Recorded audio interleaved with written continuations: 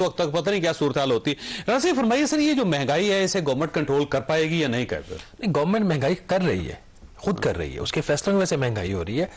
दो बड़े फैक्टर्स हैं महंगाई के। आलमी मंडी में जो हो रहा है ऊपर नीचे वो आपको पता है।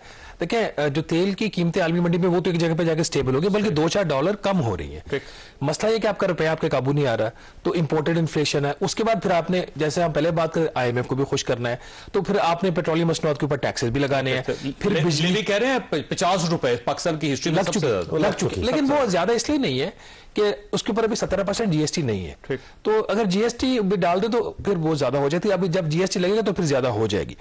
तो आपने वो मसनूआत भी महंगी करनी है पेट्रोलियम की, फिर आपने बिजली की कीमतें भी महंगी करनी है। तो हुकूमत वजह बन रही है महंगाई करने की, ना कि वो महंगाई कम करने की। उसके ऊपर जो दूसरा बड़ा फैक्टर हो रहा है, चूंकि सूबे में हुकूमत किसी और पार्टी की है, वफाक में किसी और की है, तो जो एक मार्केट के अंदर कुछ आपको मैकेनिज्म नजर आता है कीमतों को मुस्तहकम रखने का, वो मिसिंग है।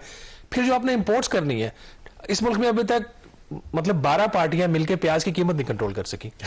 ठीक है, आप फैसला नहीं कर सके कि आपने भारत से जो है वो प्याज अफगानिस्तान से मंगवाया, थोड़ा सा उससे वो आपकी प्राइस स्टेबल है, उसके बाद वो फिर अभी 1200 रुपए की 5 किलो आपको मिल रहे हैं।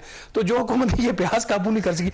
अच्छा, इसमें सूबों का कसूर नहीं है। प्याज है वो हिंदू है, और जो टमाटर आया था वो कहते हैं शिया है, उन्होंने उसको जिस तरह उसके साथ सलूक किया ईरान के बॉर्डर पे, वो आपके सामने है सर। तो देखिए बात यह है कि ठीक है, जो प्राइस कंट्रोल तो सूबे का काम है, लेकिन जो जब किसी भी चीज की कमी हो जाती है तो उसकी दरामद करने का फैसला वफाकी हुकूमत का होता है। तो प्याज आपकी दस्तरस में नहीं है, तो एक मुझे नहीं समझ आ रही है महंगाई कम कैसे करिए, तो बढ़ा रहे हैं, उसकी वजह बन रही है महंगाई बढ़ा रही है। इसके अंदर विल नहीं है गवर्नमेंट के अंदर, या फिर रिट नहीं है? ये मसला। देखिए विल की भी इस दफा कमी लग रही है। पहले हमारा ये ख्याल था कि इनमें विल है। जिस तरीके से निजाम अब चल रहा है ना, अब ज्यादातर निजाम ब्यूरोक्रेट्स के और टेक्नोक्रेट्स के हाथों में चला गया है। तो ये एक बड़ी खतरनाक बात है, ये नहीं होना चाहिए था। फिर एक जो दूसरा सबसे बड़ा मसला ये है कि अगर किसी को वजीर खजाना इनकार करते हैं तो वो जरदारी साहब के पास चला जाता है, जरदारी साहब इनकार करते हैं तो मौलाना साहब के पास चला जाता है, तो इवेंचुअली फिर वजीर खजाना को करना पड़ जाता है, वहां से सवाल। तो ये भी एक मसला बना हुआ है। फरमाइएगा सर।